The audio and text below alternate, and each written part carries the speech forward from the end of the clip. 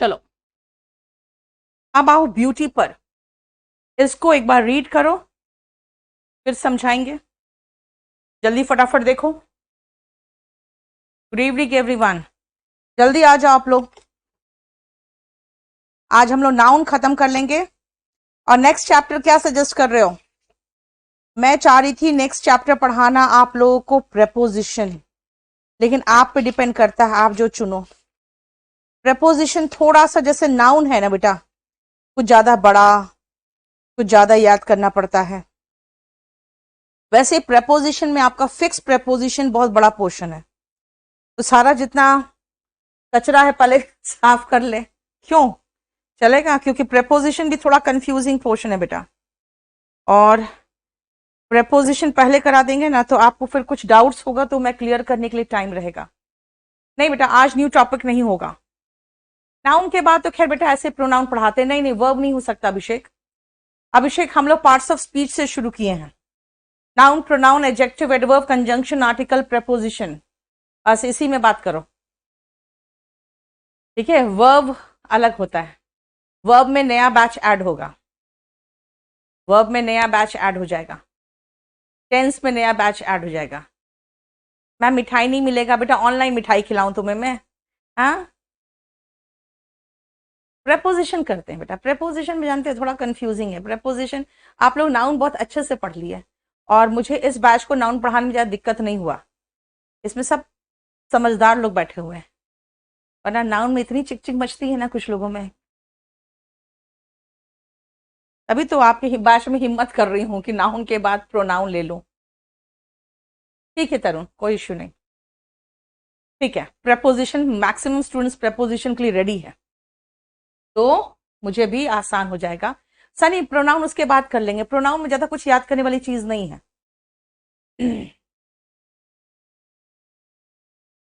Okay ठीक है, आ जाओ। चलो सुनो ध्यान से। ब्यूटी, सुंदरता।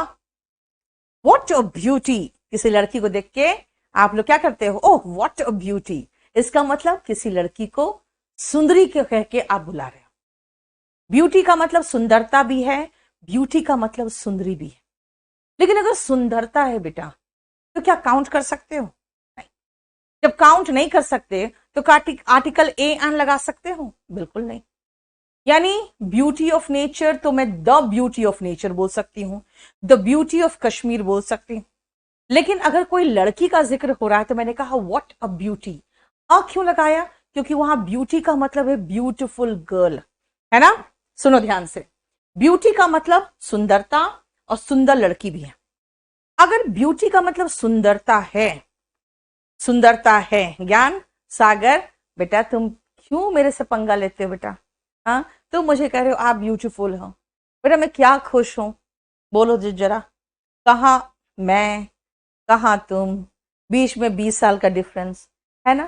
क्यों झूठ मूठ का बोल के परेशान होते हो तुम भी, और मेरे भी दिल को तकलीफ पहुंचाते हो। चलो वापस आ जा।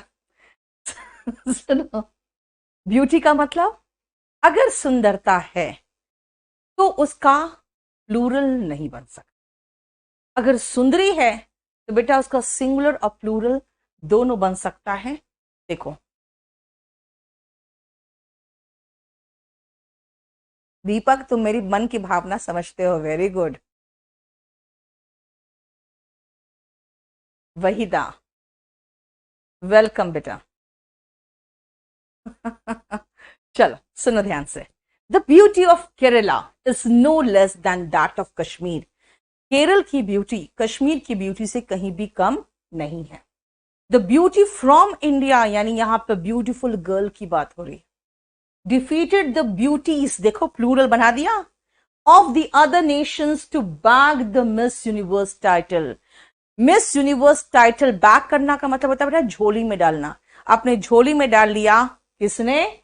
ब्यूटी फ्रॉम इंडिया ने। और कैसे डाला उन्होंने? Beauties of the other nation. देख रहे हो सिंगुलर प्लूरल दोनों है ना? क्लियर? क्लियर हो गया अच्छे से? लेकिन अगर मैं कहती हूं भाई ब्यूटी अनकाउंटेबल नाउन है, तो अनकाउंटेबल नाउन का प्लूरल नहीं हो सकता। फाइन ठीक है, प्लूरल नहीं बनाया। फिर मैंने कहा था अनकाउंटेबल नाउन के साथ ए और एन भी नहीं हो सकता, अगर नहीं है तो फिर यहाँ कैसे? A thing of beauty is a joy. बेटा यहाँ पे ब्यूटी के साथ नहीं है, ए के साथ है, थिंग के साथ है, थिंग के साथ अ है, ठीक है ना। लेकिन जॉय भी अनकाउंटेबल नाउन है जिसके साथ ए लगाया है। और ये बहुत फेमस सेंटेंस है जिसका मतलब है कि सुंदरता की कोई चीज हमेशा के लिए सुख का, खुशी का साधन बन जाता है, ठीक है। जैसे कि आप देखो ताजमहल, लोग आते हैं वहां पे, खुश होते हैं, देखते हैं, घूमते हैं। तो एक चीज जो बन गया ब्यूटी का, अ थिंग ऑफ ब्यूटी, ये हमेशा के लिए खुशी का साधन बन गया। आइए फ्रेजेस में आते हैं, इससे रिलेटेड फ्रेजेस में। जरा एक बार रीड कर लो सब में, वीओडी। तुम कहते कुछ में हुआ, कुछ में नहीं हुआ। ओके, हो गया ना क्लास भी, ठीक है, ओके। शुभम वर्ब बहुत बाद में होगा बेटा।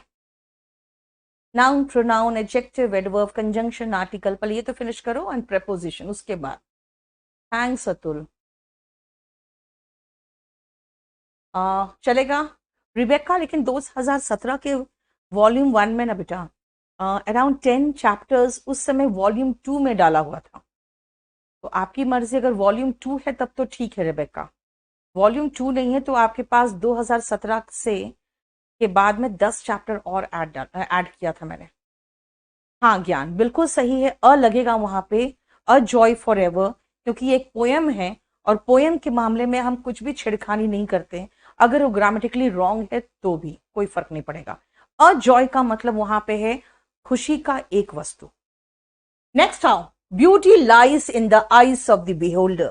कई बार ऐसा होता है, आप किसी को कहते हो अरे कितना सुंदर लग रही है, अगला कहता है कहाँ यार, बिल्कुल तो बुढ़िया लग रही है ना। इसका मतलब, इसका मतलब है देखने वाले की आंख में सुंदरता होती है। Something that looks beautiful to you may not look beautiful to anyone else, to someone else, right. इसलिए याद रखना, beauty lies in the eyes of the beholder. Beholder मतलब देखने वाला, fine. Beauty is only skin deep. कई बार हम लोग कहते हैं कि भाई इंटरनल ब्यूटी देखो ना, वो कितना, कैसा दिल है उसका वो देखो। क्योंकि अगर हम सभी को खड़ा करके सिर्फ बाहर की ये चमड़ी जो है, पतली से जो चमड़ी होती है, अगर इसको हटा दिया जाए तो एक बात बताओ, कोई भी डिफरेंस है? आपको लगेगा कि हाँ ये सुंदर था, ये कुरूप था? नहीं। इसलिए कहते हैं कि जो फिजिकल ब्यूटी है, इट इज जस्ट स्किन के बराबर पतला होता है, इसीलिए बहुत सब्सटेंशियल नहीं होता है। आप किसी व्यक्ति के इंटरनल जो सुंदरता है उसको देखिए। ब्यूटी स्लीप, कई बार ऐसा होता है जब आप थके रहते हो, क्या हुआ प्रिंसी, करा दूंगी अगर आप बोलोगे तो। देखो ब्यूटी स्लीप का मतलब क्या है, ध्यान से सुनना। ब्यूटी स्लीप का मतलब होता है जब आप बहुत थके रहते हो ना, तब के चेहरे पे वो सुंदरता नहीं दिखता है ना, आप बिल्कुल परेशान लगते हो, आंखें धसी हुई, चारों तरफ से काला लगेगा, तो कहेंगे क्या, क्या हुआ, you look tired, go and have your beauty sleep.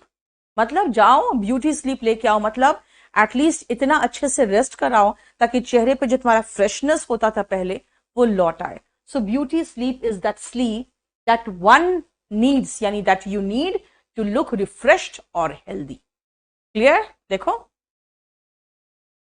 Nitesh, क्या बात है, आज सब तुम लोग सब एकदम रोमांटिक हो रहे हो। हाँ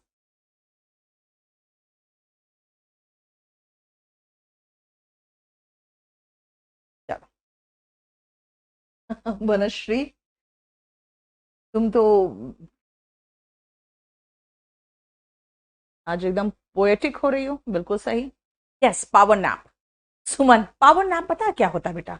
पावर नैप ऐसे लोग ले पाते हैं जो बहुत ज्यादा योगा वगैरह किए होते हैं ना, वो लोग ले पाते हैं, हम लोग नहीं ले पाएंगे। मैं तो बिस्तर पे जब सोती हूँ तो उस समय इतना तेज दिमाग चल रहा होता है ना, फिर दिमाग को कंट्रोल करती हूँ कि अरे यार, मतलब पूरा हर तरह का बिजनेस में मेरा दिमाग रहता है, फिर कंट्रोल करती हूँ, बड़ी मुश्किल से नींद आती है। पावर नैप वो लोग ले पाते हैं जो बहुत ज्यादा अपने मन को कंट्रोल कर चुके हैं। वो बिस्तर पे लेटते ही 15-20 मिनट के लिए तो आराम से सो जाते हैं और फिर उठ के काम करना शुरू कर देते हैं। वो बहुत हार्ड प्रैक्टिस जो होता है ना योगा का, उसके बाद ही आता है। चलो सेकंड रिपीट करें। क्या रिपीट में यार बेटा, यहाँ पे मैंने कहा ना बहुत सतही होता है ब्यूटी। जो फिजिकल ब्यूटी है स्किन के बराबर ही तो डीप है यार। स्किन हटा दो तो सब एक जैसा लगेगा। इसे कहते हैं physical beauty is only skin deep. ठीक है, आप बराबरी के लिए उसके कैरेक्टर को देखो, उसके इंटरनल ब्यूटी को देखो।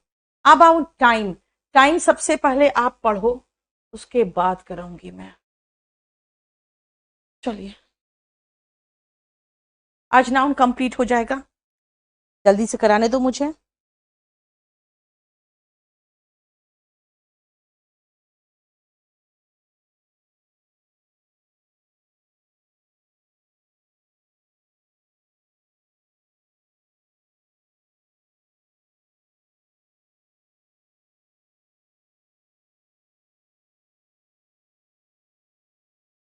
देख लिया?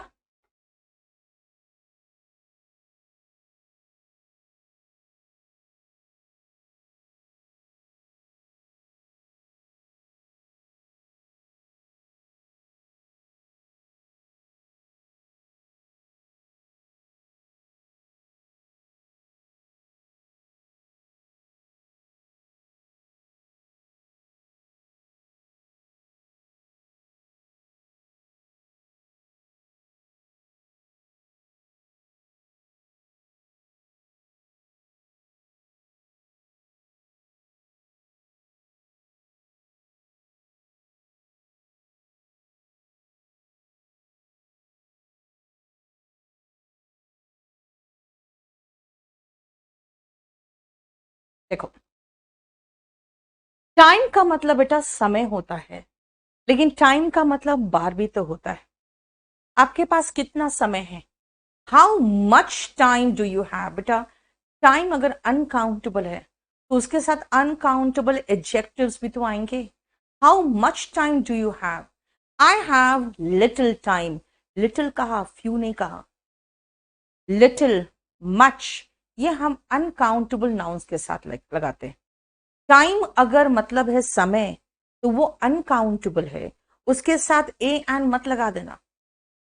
फिर कहोगे ma'am once upon a time there lived a king, तो कहते हैं भाई वंस अपॉन अ टाइम का मतलब है एक समय की बात है, एक समय, किसी एक पर्टिकुलर टाइम की बात कर रहा है। ऐसे तो हम कहेंगे कितनी बार आते हो तुम यहां? How many times do you come here? भाई टाइम्स तब लगाएंगे, एस तब लगाएंगे जब उसमें कितनी बार, यानी कि कितनी बार वो रिपीट हो रहा उसकी बात कर रहे हैं। फिर मच नहीं लगाया, मैनी लगाया। आप कहोगे मैं यहां कुछ एक बार ही आई हूं। I have come here a few times, few लगाया। I have come here many times, many लगाया। याद रखना, अगर आपका मतलब समय है तो समय अनकाउंटेबल नाउन है, इसके साथ मच लगाओगे। I have much time, I have little time, how much time do you have. लेकिन अगर बार की बात कर रहे हो तो आई have come here many times, I have come here few times. देखो टाइम्स के साथ मेनी और फ्यू लगेगा क्योंकि टाइम्स काउंटेबल है। एक बार के लिए वन टाइम, कई बार के लिए मेनी टाइम्स, और अनकाउंटेबल के साथ अनकाउंटेबल एडजेक्टिव लगता है जो शुरू में मैंने आपको बताया था। देखो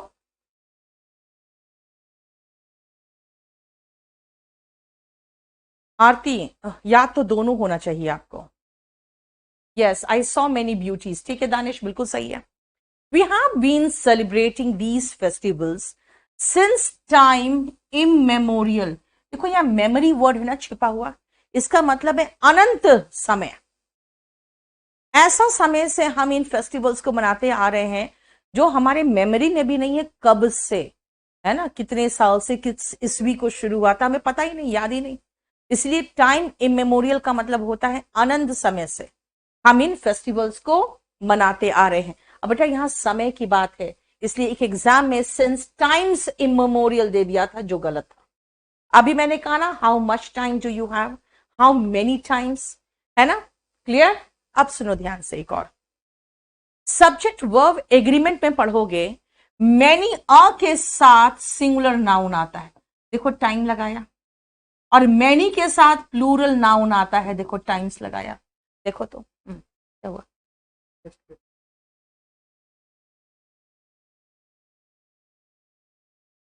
तो बैच 8 में 60 टेस्ट पेपर्स नहीं है क्या? ओके ठीक है, उसको बता दो फिर।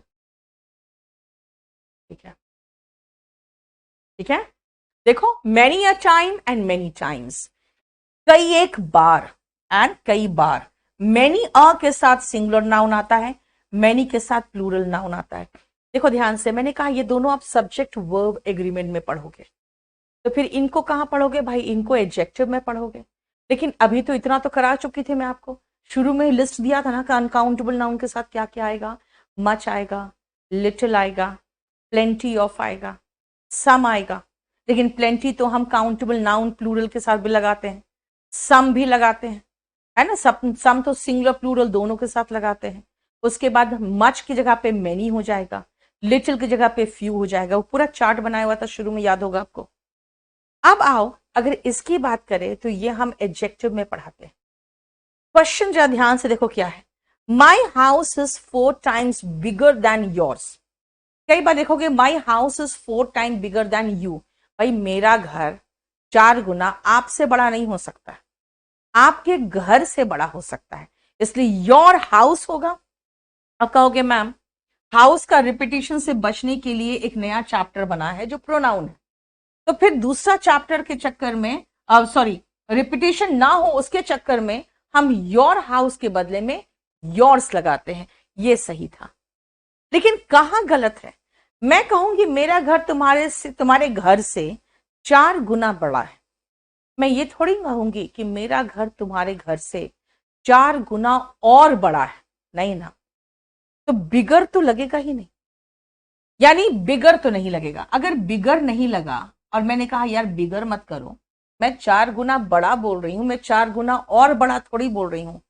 तो ध्यान दो, आरती में देख रही हूं बेटा सारा कमेंट्स, तो देखो ध्यान से, अगर मैं 4 गुना और बड़ा नहीं बोल के 4 गुना बड़ा बोल रही हूं, तो बिगर को बिग कर दिया।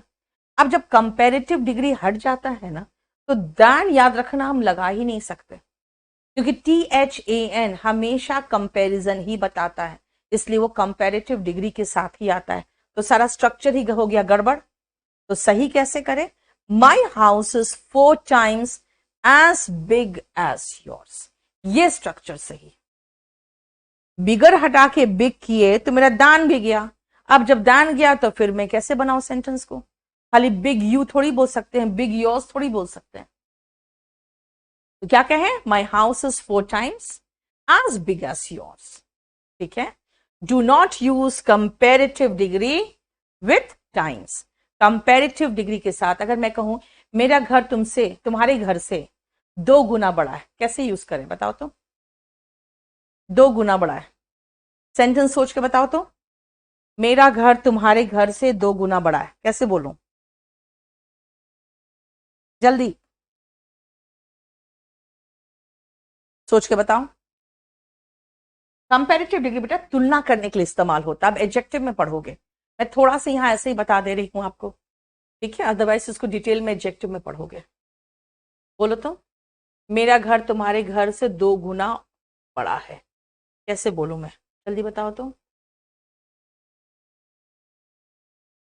यस, जल्दी बोलो। माई हाउस इज 2 टाइम्स। बेटा 2 टाइम्स में तो सुनना चाह रही थी, इसलिए तो पूछा था।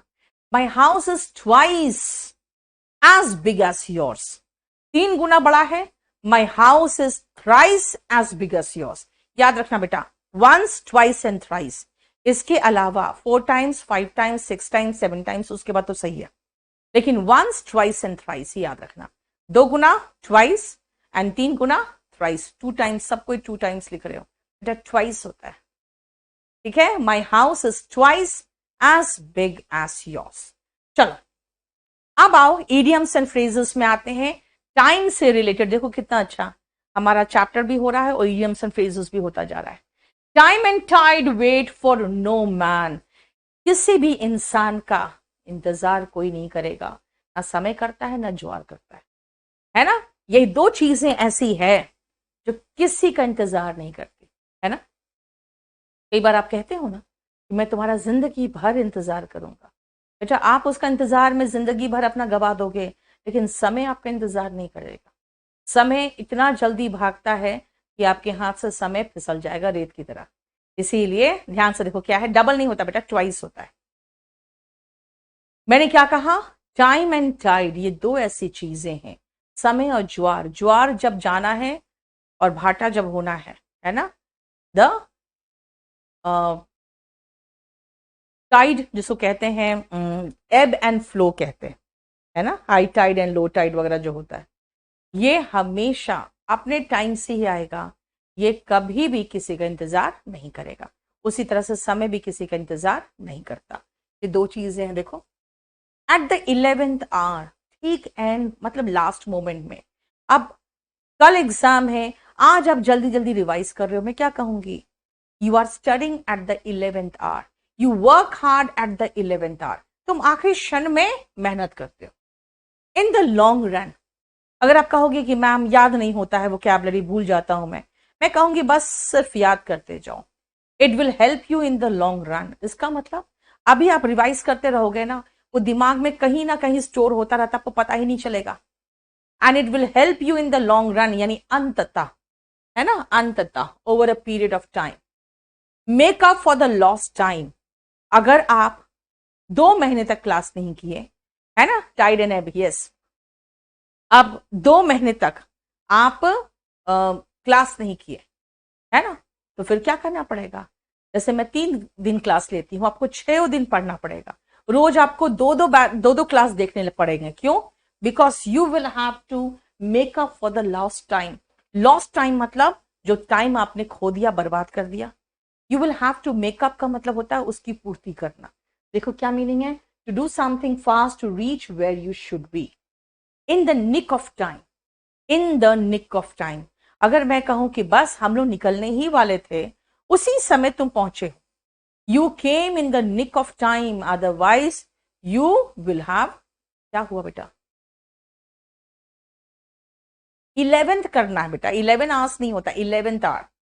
11th आवर का मतलब होता है ठीक आखिरी क्षण में।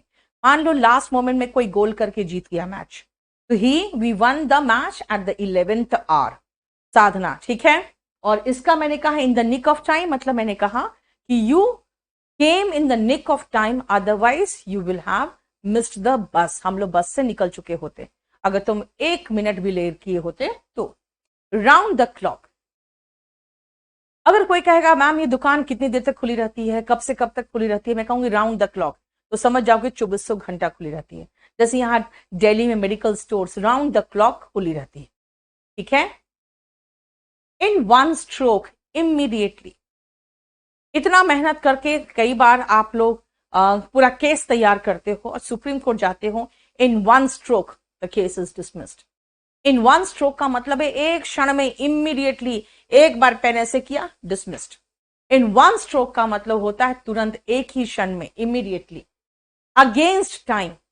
अभी देखो जैसे क्या हुआ था, कोविड पूरा फैला जा रहा है, पूरा देश बर्बाद हुआ जा रहा है, उसी समय वैक्सीन का अनाउंसमेंट किया प्रधानमंत्री ने। अब प्रधानमंत्री ने क्या क्या कहा, क्या कि हमारे साइंटिस्ट ने बहुत मेहनत करके वैक्सीन बनाया, ठीक है ना। और हमारा देश किस तरह से काम कर रहा था, हमारे देश में हालत क्या थी, the doctors were working against time, the scientist were working against time. Against time का मतलब है with quickly approaching time limit. एक टाइम लिमिट दे दिया गया था, भाई इतना तक हमें ये इतने वैक्सीन तैयार करने हैं। अभी भी देखो ना, अभी भी देखोगे तो जो वैक्सीन प्रोड्यूसिंग जितने भी कंपनीज को दिया गया है, they are working against time, ठीक है ना। इतने करोड़ उनको वैक्सीन बनाना है इतने कम समय में, they are working against time at one time. जैसे इसका मतलब क्या है, साइमल्टेनियस इक्वेशन समझते हो ना, आप दो इक्वेशन को एट वन टाइम सॉल्व कर रहे होते हो। एट वन टाइम का मतलब है एक समय पर, एट वन टाइम का मतलब हो गया एक समय पर, ठीक है, clear. Yes, the building collapsed in one stroke. बेटा इन वन स्ट्रोक ऐसा लगा होना जैसे कि एक बार, एक ही क्षण में, एक झटके में, है ना, वो करो। जैसे the court dismiss the case in one stroke, है ना, कोई उसको कुछ कर रहा है। फाइन, अगेन ध्यान सुनो। एट वन टाइम मैंने क्या कहा, you solve two equations at one time. Simultaneous equation में दो इक्वेशन को एक ही साथ आप सॉल्व कर रहे होते हो, है ना। You can not get two doses at one time, एक ही समय पर आप दोनों डोज नहीं ले सकते हो। फ्रॉम टाइम टू टाइम आप अपने हेल्थ चेकअप कराते हो, go and get your health checkup done time to time, है ना। अपने हेल्थ चेकअप को आप करवा लिया करिए टाइम टू टाइम। इसका मतलब होता है समय समय पर। मैं 3 दिन तक बहुत परेशान थी, बहुत गालियां दिया मैंने मेदांता को, दिमाग खराब करके रख दिया, क्या कर रहा है, एकदम इरिटेट कर दिया। देखो उन्होंने 3-4 ऐसी चीजें निकाल के मेरे हेल्थ में दे दिया जो मुझे पता ही नहीं था। विटामिन डी की सख्त कमी, हीमोग्लोबिन की सख्त कमी, कोलेस्ट्रॉल बहुत ज्यादा, ठीक है। ये 3 चीजें ऐसी है जो, कोलेस्ट्रॉल का तो एहसास हो गया था क्योंकि बीपी हाई था, लेकिन विटामिन डी की कमी और हीमोग्लोबिन की कमी तो मैंने सोचा ही नहीं था कि मुझे होगा। इतने तंदुरुस्त मुस्टन टाइप के, हीमोग्लोबिन की कमी और विटामिन डी की कमी सोचा था नहीं ना। So you must go for your health checkup time to time, from time to time. समझ में आया? कुछ कुछ समय के अंतराल में, कभी कभी। इन नो टाइम, अगर मैं कहूं कि भाई ये काम कितने देर में करके दोगे, मैम इन नो टाइम, इसका मतलब एकदम तुरंत दे दूंगा, समय ही नहीं लगेगा, है ना। क्या है देखो, almost instantly, one more phrase of the same meaning है इन 2 शेक्स। बेटा ये पता कैसे बना है, कहते हैं इन 2 शेक्स का मतलब क्या हुआ, जितने देर में एक छोटा सा बकरी का बच्चा अपना पूंछ हिलाएगा ना 2 बार, उतनी देर में, समझते हो ना, 2 बार उस शेक करेगा अपना, उतने ही देर में, है ना। तो इसका मतलब क्या है, इन 2 शेक्स का मतलब इमीडिएटली। देखो, हाँ शुभम, क्योंकि जानते हम लोग बाहर नहीं निकल पा रहे हैं ना, विटामिन डी की कमी सब में हो रहा है। ओहो, अंकुर लिखा है she broke my heart in one stroke. हाँ बेटा, ये तो एक झटके में तुम्हारे दिल तोड़ के निकल लेती है ना। आदर्श में एसी से बाहर कहाँ जाऊं बेटा, मेरा स्टूडियो है बस। अब मैं धूप में बैठूंगी तो तुम लोगों को कहां से पढ़ाऊंगी? या तो मैं धूप में बैठ लूं या तो पढ़ा लूं, दोनों में से एक ही काम कर सकती हूँ। टाइम एंड अगेन, कई बार ऐसा होता, आपके फादर कहते हैं बार बार मैंने तुम्हें समझाया था ना। जैसे इस लड़के ने भी लिखा है कि she broke my heart in one stroke. मैं कहूंगी time and again I warned you she is not reliable. क्या बार बार मैंने तुम्हें कहा था ना कि भरोसेमंद नहीं है। देखो, टाइम एंड अगेन का मतलब है बार बार। देख लो, आप कौन सा वेकेशन लिए बेटा? मैं कोई वेकेशन ही नहीं ले पाई हूं, मैं सच कहती हूँ आपको, ठीक है। आज तक मैं इंडिया से बाहर ही नहीं गई हूं। मुखर्जी नगर से बाहर निकले महीनों बीत जाता है, वेकेशन की बात करते हो तुम। कुछ लोग पैदा ये होते हैं ना अपनी जिंदगी झंड लेके, समझे, जैसे मेरी है। देखो, फिश में आओ,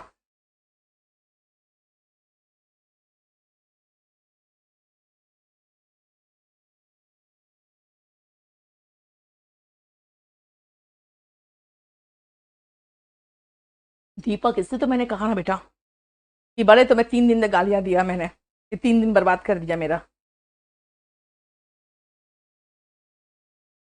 तभी तो ऐसा निकला है चीज जो सोचा भी नहीं था। ए प्रशांत, क्या एग्जाम्पल दे रहे हो? तुम तो खुद बता रहे हो कि तुम ही क्या सनोवा हो, दिल फेक हो। Every girl broke my heart again and again. बेटा एवरी गर्ल मतलब क्या लिख रहे हो? ऐसे बोल सकते हो my heart breaks time and again, मतलब बार बार मेरा दिल टूटता है, ये कह सकते हो। हाँ, देखो नेक्स्ट आओ फिश में, ध्यान से देखो। अरमान, समटाइम्स यू डोंट चूज यार, जो किस्मत में होता है ना, मैं फ्रैंकली बताती हूँ बेटा, किस्मत की बात होती है। जैसे एक छोटा सा मैं आपको 2 मिनट का बता दूं।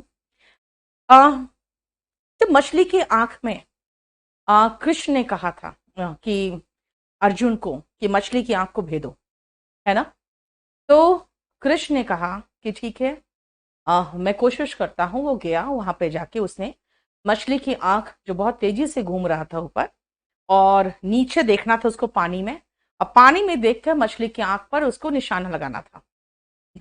ठीक है, तो उन्होंने पानी में देखा, पानी में देख के उसने मछली की आंख पर निशाना लगाया, पूरे ध्यान केंद्रित करते हुए अपनी जितना भी उसने सीखा था उसका पूरा इस्तेमाल करते हुए उसने ऊपर वान चलाया। लेकिन दृष्टि कहां देखना था, उससे देखना था पानी में, पानी में देखकर उसको चलाना था। ठीक है, तो उसने क्या किया ना, चलाया, बिल्कुल मछली का आंख भेद दिया। तो उसने यही पूछा कि हे केशव, सब कुछ तो मैंने किया, तुमने क्या किया मेरे लिए, है ना, सब कुछ तो मैंने किया, तुमने क्या किया मेरे लिए। तो कृष्ण ने कहा कि मैंने उस पानी को स्थिर रखा, जिस पानी को देखकर तुमने वान चलाया ना, उस पानी को मैंने स्थिर रखा। इसे याद रखना बेटा, जो स्थिर रख रहा है पानी को वो भगवान है, यानी वो आपका भगवान, यानी आपका किस्मत है। लेकिन मेहनत तो आपको करना पड़ेगा। इसलिए कई बार ऐसी चीजें होती है आपकी लाइफ में जो आपके कंट्रोल के बियॉन्ड है, उसको आप कुछ नहीं कर सकते, है ना, वो भगवान की मर्जी है, उसका कुछ नहीं कर सकते। लेकिन बाकी खाली आपके हाथ में जो है वो मेहनत है। तो बस मैं कोशिश यही करती हूँ, अपना मेहनत कर रही हूँ, जिस लाइन में भगवान ने डाल दिया बेटा उसमें अपना सर्वश्रेष्ठ देने की कोशिश कर रही हूँ। अदरवाइज ये नहीं है कि हम लोग अपनी लाइफ खुद चुनते हैं, कभी कभी लाइफ आपको चुनता है उस प्रोफेशन के लिए। Otherwise I was preparing for, first I prepared for medical, 2 marks से छूटा। Then I started my graduation, after graduation मैंने यहाँ पे दिल्ली यूनिवर्सिटी में कैंपस लॉ सेंटर में मैंने एलएलबी किया। मेरा दिमाग था कि मुझे जुडिशरी की तैयारी करनी, लेकिन देखो कहाँ आती चली गई। Sometimes life decides for you, but जहां भी लाइफ ले जाए गिव योर बेस्ट, कोशिश करो। चलो फिश, सुनो क्या है, अगर सेम स्पेशीज की बात हो रही है तो 1 fish, 2 fish, 3 fish, many fish, बस फिश, फिश का फिशेस मत बोल देना। ओके, अलग अलग नस्ल का, देखते हो एक्वेरियम में 2 गोल्डन फिश होंगे, कोई दूसरा फिश होगा, कोई दूसरा फिश होगा, है ना। तो ये कलरफुल बनाने के लिए वहां पर अलग अलग तरह के, है ना, अलग अलग वेराइटीज के, अलग अलग स्पीशीज के फिश रखे जाते हैं, है ना। तो वो क्या होते, वो फिशेस होते, वहां पर फिश का फिशेस बन जाएगा। लेकिन अगर आप सेम स्पीशीज की बात करोगे तो फिश का फिश होगा। देखो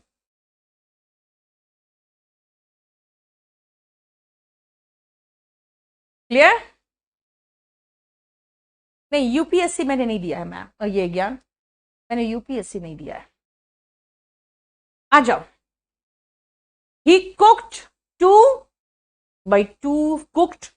याद रखना, जब आप मछली अगर खाते हो, यहाँ पे जितने बंगालीज बैठे हैं, आपको याद, आपको पता ही होगा कि आप जब फिश खरीदने जाते हो तो जो स्पीशीज का फिश खरीदते हो, आप 2 किलो खरीदो या 3 किलो खरीदो, एक ही वेराइटी का खरीदते हो, है ना। और अगर आप 2 वेराइटीज के फिश खरीद के लाते हो तो आपकी माँ दोनों को अलग अलग बनाएंगी, राइट। इसीलिए ही कुक्ड 2 फिश, फिशेस नहीं है। कहां पे सुमन, सेम स्पीशीज, अच्छा सॉरी, वहां पे सम नहीं होगा, वहां पे सेम होगा। देखो बहुत अच्छा, thank you so much. Same species होगा, वहां पे सम नहीं है, सेम है। थैंक यू सुमन। और सेम स्पीशीज हुआ, वहां पे फिश होगा, ठीक है। ही कुक्ड 2 फिश, मैंने कहा जब भी आप पकाते हो तो सेम बनाते हो, सेम स्पीशीज का। अब जरा इस पेज को यहां तक देख लो,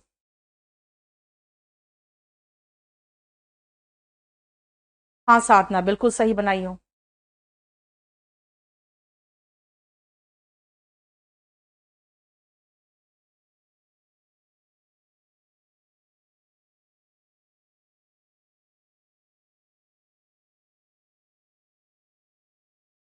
टू फिशेस नहीं होगा बेटा, फिश होगा, क्योंकि आप जब पकाते हो तो सेम पकाते हो। फिश अनकाउंटेबल नाउन नहीं है रवि, फिश का प्लूरल भी फिश होता अगर सेम स्पीशीज हो तो। हिमांशु आ रहा है बिल्कुल मैसेज आपका, रवि, मेरा कहने का मतलब है समझो, अगर आप कुक करते हो तो सेम स्पीशीज का करते हो गया। चलो, fishes look beautiful in aquarium. Of course यहाँ पे अलग अलग स्पीशीज के फिश यूज करते हैं, है ना, और खासकर ऐसे स्पीशीज को एक साथ रखा जाता है जो स्पीशीज एक दूसरे को खाए ना, ठीक है। सॉलमन्स वर्ड नहीं होगा, सामन में बेटा एस काट दिया, क्यों, याद रखना, मैंने कहा था जब आप फिश का स्पीशीज का नाम बोलोगे, जैसे रोहू हुआ, कतला हुआ, सामन हुआ, उसमें एस मत लगाना, उसका प्लूरल नहीं बनाना, ठीक है, एस नहीं लगेगा। Swim a long distance to reach their breeding ground, पता है ये सैकड़ों किलोमीटर तैर के जाते हैं वापस वहीं पर जहां पे ये अंडे से फूट के, मतलब अंडे से निकल के ये बने थे, है ना, वहीं पर जाके ब्रीड करते, अपना ब्रीडिंग ग्राउंड मतलब जहां पे वो अंडा देंगे। क्लियर। अब आओ फ्रेजेस में, अगर मैं कहीं गई हूं, मुझे कुछ ठीक नहीं लग रहा है जैसे कुछ षड्यंत्र हो रहा है, तो मैं कहूंगी there is something fishy here, यानी कि यहाँ पे कुछ ठीक नहीं लग रहा है, कुछ संदेह लग रहा है, मुझे लग रहा है यहाँ पे कोई षड्यंत्र रचा जा रहा है, there is something fishy here, ठीक है। क्वेयर फिश का मतलब होता है बेटा अजीब व्यक्ति, देखो लिखा होगा a strange person, a weird person. यार ये बात बात पर हंसता है, ये सब क्वेयर फिश, है ना, बिना बात का, he laughs all the time without any reason, he is a queer fish. समझ में आया। हाँ, आर्टिकल लग सकता है सिंगुलर के केस में ना, ए एन, अब प्लूरल के केस में तो द ही लगेगा। अ कोल्ड फिश, अनफ्रेंडली पर्सन। कई बार ऐसा होता है आपके क्लास में कोई लड़का आता है जिससे आप लोग बात करना चाहते हो, दोस्ती करना चाहते हो, वो बिल्कुल अलग थलग रहता है ना, वो किसी से बात नहीं करता, तो क्या बोलोगे, he does not talk to anyone, he is a cold fish. इसका मतलब है बिल्कुल दोस्ती नहीं रखता, किसी से बात नहीं करता, एकदम अलग थलग रहता है, ही इज अ कोल्ड फिश। देखो फिश से रिलेटेड फ्रेजेस है बेटा, ठीक है। अ डिफरेंट फिश, अगर मैं ये कहूं कि भाई कोविड सेकेंड जो वेव आया, इतने कैसे मौतें हो गई, कोविड 1 में तो मौतें इतनी नहीं हुई थी, तो डॉक्टर्स कहेंगे यार this is a totally different fish, COVID second wave is a totally different fish, यानी एंटायरली डिफरेंट सिचुएशन था, एंटायरली डिफरेंट था पिछले बार से। Fish out of water, uncomfortable, I don't like to live in Mumbai, I feel like a fish out of water. भाई मैं दिल्ली से हूं, मुझे मुंबई पसंद नहीं, there I feel like fish out of water, इसका मतलब जैसे पानी के बाहर फिश को निकालते हैं तो अनकंफर्टेबल महसूस होता है, वैसे ही अनकंफर्टेबल, ठीक है। क्यूर का मतलब बेटा स्ट्रेंज भी होता है ना, ठीक है। नीदर फिश नॉर फाउल, मतलब फिश भी नहीं है और मुर्गी का यानी कि बत्तख का बच्चा भी नहीं है, फाउल का मतलब होता है छोटा सा मुर्गी का या बत्तख का, मतलब वो पंछी का बच्चा जिसको पाला जाता है मीट के लिए, ठीक है, तो इसलिए मैंने पंछी वहां पे मुर्गी या बत्तख का बच्चा कह दिया, ठीक है।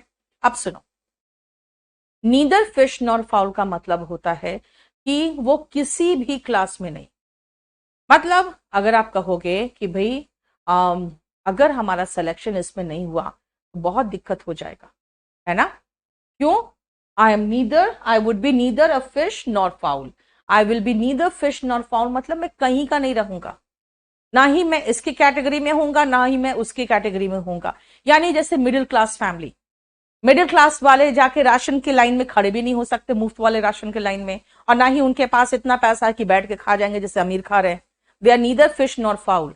सरकार को भी कोई मतलब नहीं है क्योंकि सरकार को अच्छे से पता है 4 करोड़ है, मैक्सिमम 4 करोड़ से मिडिल क्लास फैमिली, है ना, इसको कौन ध्यान देता है, वो लोअर क्लास फैमिली जो वोट बैंक होते हैं उस पर ध्यान देता है, और हाई क्लास को तो कोई मतलब ही नहीं हुआ, अपना सरकार को भी पैसा दे रहा है, अपना भी चला रहा है ना, तो कहते हैं नीदर फिश नॉर फाउल, मतलब बिलोंगिंग टू नीदर क्लास, ठीक है, किसी भी क्लास में नहीं आना। जैसे देखते हो अब 13-14 साल में बच्चे कहते हैं मैं तुम्हें नहीं खिलाऊंगा, तुम बड़े हो गए हो, बड़े कहते हैं